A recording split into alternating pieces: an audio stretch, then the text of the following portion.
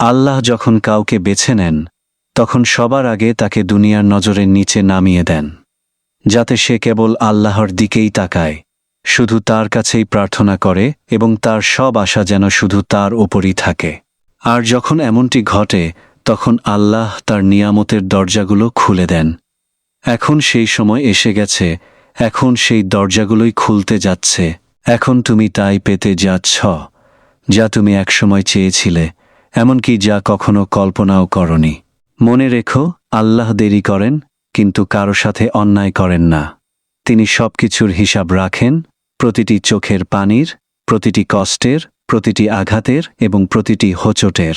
আর তিনি যখন দেন তখন এতটাই দেন যে বান্দার চোখের পানি চলে আসে। তবে এবারের অশ্রু হবে কৃতজ্ঞতার, কষ্টের নয়, কারণ তুমি তাই পাবে যা তুমি চেয়েছিলে, তবে সেই রূপে যা তোমার জন্য সবচেয়ে উত্তম। আল্লাহ জানেন কখন কি দিতে হবে এবং কিভাবে দিতে হবে।